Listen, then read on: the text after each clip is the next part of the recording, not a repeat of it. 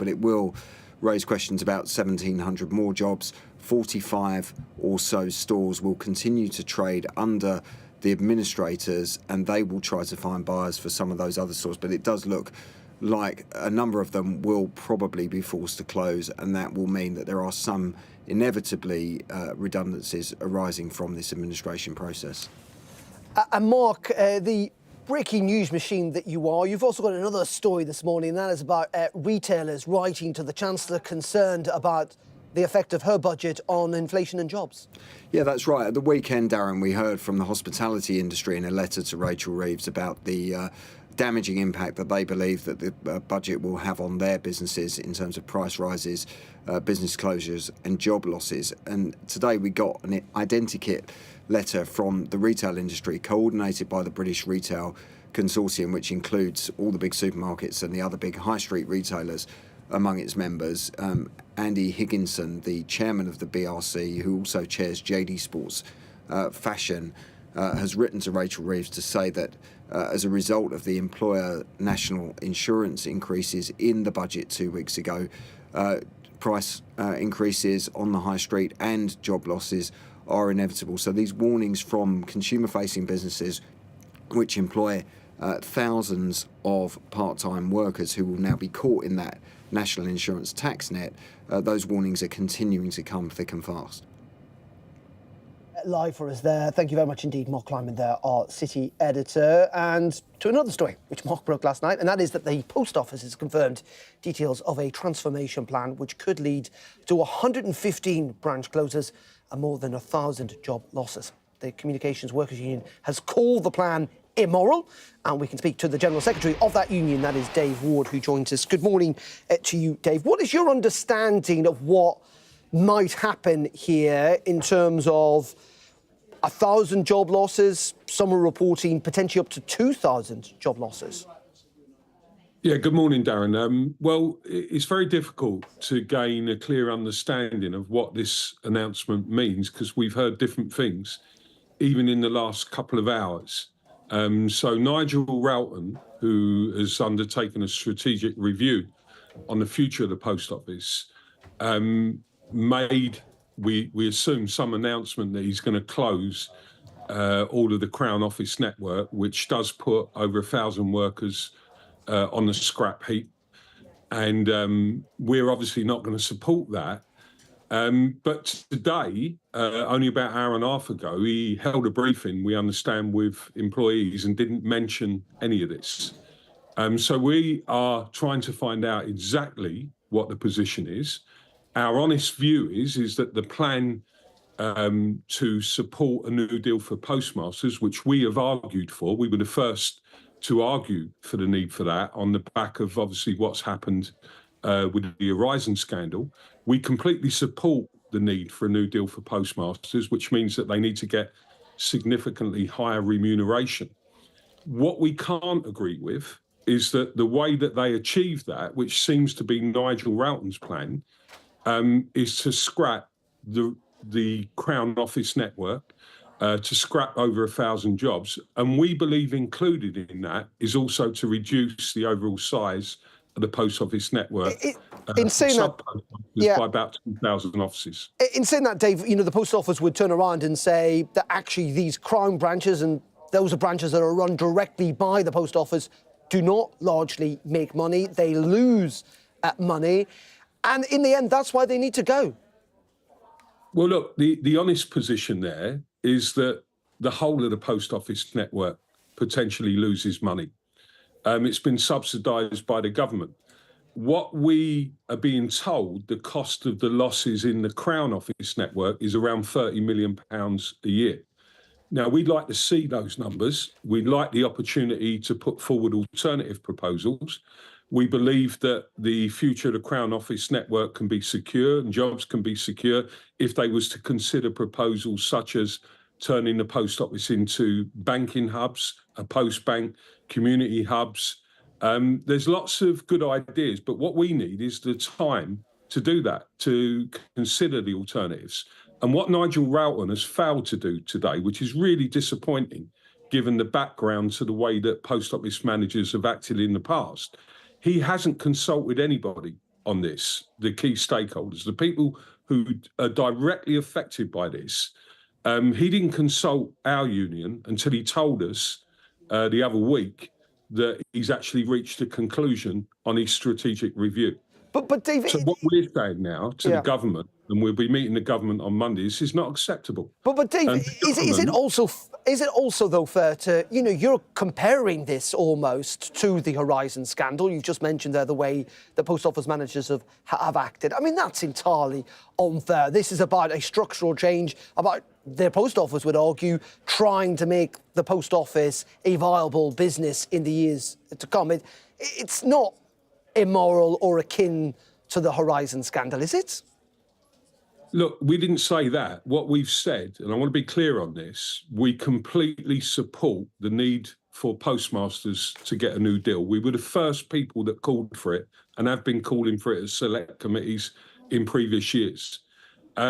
What we don't believe is the right approach is to just say, well, how we're going to fund that is to scrap all of the directly employed jobs that the post office currently has. And we didn't need 6 months of a strategic review. What is a fair point that we're making, and we know how horrendous, and we're not comparing it on the scale of postmasters and the horrendous things that management done to them, because people took their own lives, people were in prison. I don't want you to misrepresent our position on this. What is fair to say, though, is that the reason this is being put forward is because of the actions of the previous post office management who let down the postmasters. And the only answer now that Nigel Roughton has come up with is, well, we'll scrap a load of jobs to fund a better deal for postmasters. There's a different way forward here. And what we're going to ask on Monday, we're seeing the government minister on Monday, and we're going to say to him, well, what's your plan? You own the post office. I do want to make this point. There are 3 reviews going on about the future of the post office. And if the government don't coordinate this, there's the Sir Win Williams inquiry, which is also going to report on the future, hasn't been concluded. We await that eagerly. There's the government's own green paper, which they said they were going to publish and seems to have been held back. And there's a strategic review on the future that was commissioned by the previous government. This is potentially chaotic. It's got to be brought together. And we'll be saying that to the government on Monday when we meet them. And we're also waiting the response from the government. I know they're looking into these potential suggestions from the Post Office. Dave, for now, appreciate your time. Dave Wood there, who is the General Secretary of the Communication and Workers Union. Thank you very much. Now, P&O Ferries have hit the headlines, and they did in 2022 when it controversially sacked hundreds of seafarers to plug a black hole in its finances. Well, today, its accounts, which are due to be published in the coming days, reveals that it spent £47 million on the dismissals, which helped it cut costs by around £125 million, and the company would argue put it on a path to profitability. Well, our business and economics correspondent, Paul Kelso, is with me in the studio. You have had a look at these accounts, Paul. Just talk us through what you found. Yeah, these accounts not published yet, but I've had a chance to look at them. They've been filed with Companies House. They'll be publicly available shortly. Back in the spring of 2022, almost 800 seafarers summarily sacked. No opportunity for consultation, no employment rights adhered to. They were sacked overnight. The cost of that, paying those workers off, is revealed in these accounts, £47 million, an enormous amount of money. That's about £60,000 each. Of course, there are legal costs in there. Not everyone has received that much money. P&O's argument, and that of its parent company, DP World, was it was worth it because it needed to compete with operators on cross-channel routes who were paying less than £5 an hour legally under maritime law. They filled those seafarer roles with agency workers who were cheaper. Looking at these accounts, that knocked about £20 million off the annual wage bill, and it helped P&O cut their losses from nearly £400 million the previous year down to just under £250 million. So ask executives from the company in Dover or their bosses in Dubai, and they will tell you that the ends justified the means. These accounts would appear, they They won't ever justify the means to those who are opponents of this and those workers, but appear to demonstrate why P&O felt it had to act so drastically. OK, Paul, really fascinating stuff. Thank you very much indeed, Paul Kelso there, our economics and business correspondent in the studio. OK, you're watching Business Live. We're going to take a quick break. We're waiting for Donald Trump to emerge as he flies to Washington to meet President Biden. But we're also across the markets this morning. FTSE's barely changed. We'll have all the details in just a couple of minutes. Stay tuned.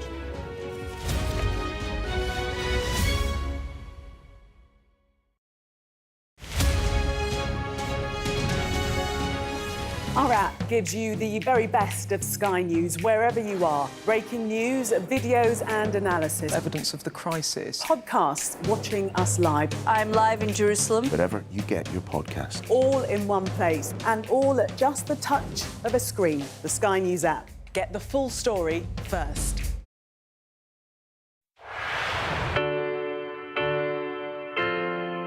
I'm Mark Stone and I'm Sky's correspondent based here in Washington, D.C. We'd been warned that we would meet people in the lowest moment of their lives. Their story is one of fundamental American failure. Well, a slow drive for the president as he approaches his golf club, but I have to say there are more media here than there are supporters. We love Trump! I've witnessed the remarkable passion for politics here, but the anger too. This is just the audience that Joe Biden wanted. Is this the moment to reform gun laws? You know, it's easy to go to politics. But it's important. It's at the heart of the issue. For all the talk of a toned-down, humbled Trump, yes, maybe there was just a little less rhetoric, a little less divisiveness, but in the end it was the same rhythm, the same speech, the same man. All them people that died in Russia and Ukraine, they'd still be alive today if Donald Trump was president. If it was my wish, have a businessman that's strong like Trump, but maybe just doesn't say as much, you know? We are under Israeli military restrictions in terms of some of the things that we can film, but it's important to be in there.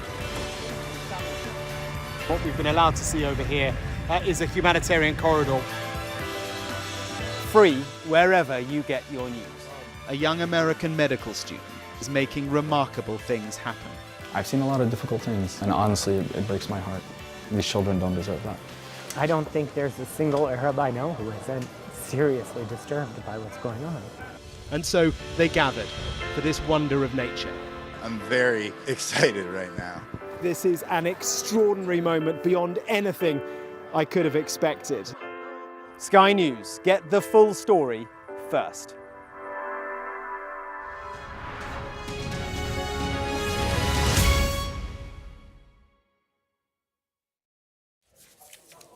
Very welcome back to Business Live. Now, a hotel tycoon says he is scrapping a £20 million investment in his hospitality business because of the Chancellor's plans to raise inheritance tax. Steve Perez runs a number of hotels and restaurants in the East Midlands, as well as a drinks company called Global Brand. Well, let's speak to Steve, who joins me now. Steve, what are your concerns when it comes to the budget and the impact that it's clearly had on you? Well, first of all, I'm not a tycoon. I'm a medium-sized businessman. Wait, I'm a self-made... don't do yourself down, Steve. I'm a self-made guy. Take it. Yeah. Yeah, I wish I was. However, what it means is I'm essentially a family business, and this is a tax on business. And what it now means is I can't invest in my business going forward.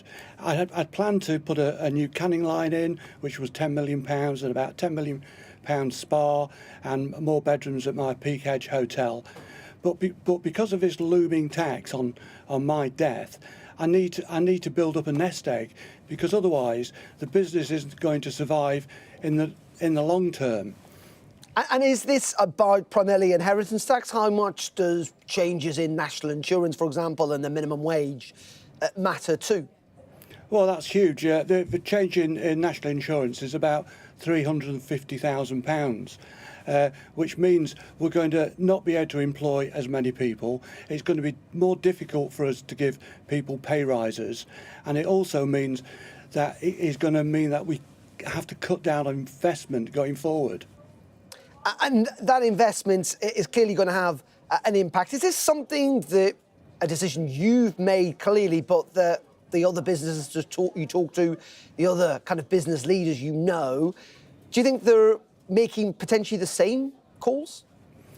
Well, very much so. In fact, I've got a meeting tomorrow night in Chesterfield at one of my hotels, and I've got about 80 businesses coming. There's about representing about 3,500 people, because I've been absolutely inundated with other business owners being very concerned about the implications of the budget on investment going forward. At the end of the day, we are the lifeblood of the economy. The original business property relief and agricultural property relief was brought in by Dennis Healey, a Labour Chancellor, in 1976 to encourage investment, to encourage long-term, intergenerational, long-term businesses. Private businesses don't work like public businesses. We work for a long time. We haven't got a load of shareholders wanting more and more money every year. We're looking at building the future for not just me, but my employees and my family. But at the same time, you know, people would turn around, Steve, and they would say, hold on a second here, Labour were very clear during the election, they weren't going to put taxes up on working people. They would argue the public finances need to be sorted, and thus the business has to pay an increased share, that in the end that actually will lead to a more stable economic picture that will lead to growth where people like you will benefit from in the future. Well, 2 days prior to the election, I met Keir Starmer. He came to one of my factories, and I shook his hand, and he said, "We're going to be supporting businesses. We're right behind you. We understand what private businesses do for the economy, and if you kill the goose that lays the golden egg, we're not going to have anything in the future to pay for the public services and the National Health Service and all the things we need. If we've got thriving businesses that are investing in the future, this is going to provide all the things we need." And just very finally, Steve, how serious is this? You know, there'll be people watching at home who think that, you know, interested parties always make these cases. They always tend to exaggerate a little bit because they want to hammer home a message. Or are you genuinely saying that actually this is going to close some businesses and lead to others like yours simply not investing? Hey, I'm not a political guy. I don't come on Sky News on a regular basis. I'm just here because I'm absolutely not incensed, but I'm really concerned about the future for all businesses, and I'm concerned about the country because we're going to see less employment. But as people aren't employed, the state are going to have to pay an unemployment benefit, and it's going to be a downward spiral. OK, well, Steve, I hope it works out for you. We do appreciate your time coming on Sky this morning. Thank you very much indeed. That's Steve Perez there. A tycoon. We'll still call you a tycoon of the hospitality industry. Thank you, Steve. OK, let's take you through the markets and how they're looking on this Wednesday morning. And the Asia Pacific closed mostly down, tracking losses on Wall Street as the US post-election rally stalled overnight. European stocks are currently flatlining on the whole, again focused on upcoming inflation data and concerned that inflation could get worse under a Trump second presidency. Here in London, the FTSE is just down a fraction, 0.14% there. Smiths Group is the leader on the blue chip index. That's reporting good Q1 growth in all businesses, upgrading its margin guidance and reinstating its share buyback programme. Meanwhile, shares in Just Eat also soared this morning after the company said it had struck a deal to sell its US units Grubhub to Wonder for 650 million quid. Trust me on that. And we'll talk about the Intermediate Group. They're also a big loser. But let's go to the currencies. Not much movement today, though sterling's down quite significantly over the last couple of weeks against the US dollar. They're at 127, up a fraction against the euro. And when it comes to oil, again, not really much movement, $72 a barrel for some Brent crude. Let's bring it in Emma Hall. She is head of investments at Hargreaves Lansdown. Emma, very good morning to you. Actually, let's, if we can, start on currencies. Sterling's been hit by a very strong dollar. And that's been the case, actually, for the last couple of weeks, but particularly in the last week since that US general election result and the prospects of a second Trump term. Yeah, you've got two stories playing out here. The pound and the UK not being as optimistic as we were earlier in the summer, and as you say, that strength of the US dollar. So the pound we saw actually doing extremely well through the summer and reaching a high in August, but since then has come off, particularly in the run-up to the UK budget, which we had, as you know, a couple of weeks ago, and the expectation there that we were going to get far more pro-growth, pro-spend policies. But actually what we ended up with was quite a fiscally cautious budget, although with the expectation of greater borrowing in the future because of the way that the accounting would be done by the Chancellor. So we saw the pound weaken coming up into the budget on that expectation. And then just a week later, of course, US election results saw Trump not just marginally win, but win the presidential vote, the popular vote, the Senate, and now looks like the House as well. And that clean sweep has really helped lift the dollar against the pound. So it's a bit of sentiment off UK, but sentiment on US, the double whammy there. And in part, this is because the expectation is now that the Fed probably won't cut its rates as much as had been expected. And that means the dollar could strengthen even further. Yeah, and ultimately what that does to inflation. So Donald Trump's policies, although we're not 100% clear on them yet, what we do know about them do seem to be inflationary. And that, of course, means that you may well see the Federal Reserve have to keep rates higher to battle that inflation. We're seeing a similar story here, actually, in the UK, and it's quite interesting, the comments from Monetary Policy Committee member Catherine Mann, the only Monetary Policy Committee member who actually voted to hold rates last week rather than cut them. And she was saying similarly that she expects actually inflation to stay stickier for longer in the UK, partly because of inflationary concepts such as the wage increases that we've seen recently. And that echoed actually what Hugh Pill, the chief economist for the Bank of England, said earlier this week. So the wage inflation that we've seen across the public and the private sectors will flow through into inflation, and inflation will be sticky on both sides of the pond. And let's stay with the United States. There's a lot of news coming out there today, and we're waiting for President Trump to travel to Washington to meet with President Biden a little later. But we also got news overnight about Elon Musk, who's going to have a significant new role in this new administration and slashing the federal budget by quite a significant margin. Yeah, it'll be interesting to see actually what this new position as head of the Department for Government Efficiency actually means for Trump, for Elon Musk rather, and indeed for Trump. We are looking at it from an analyst point of view, by which I mean, what does it mean for Tesla? Because that is one of the 7 businesses that Elon obviously runs, owns, founded, that is listed, and so therefore the UK investors can actually have a slice of. And there's a couple of different ways of thinking about this. He will be in a position to influence better regulation for the businesses which he operates. Now, you can have a conversation about whether that's a conflict of interest or whether that falls foul of any kind of competition commission. But ultimately, that position will be a positive influence on the businesses that he runs.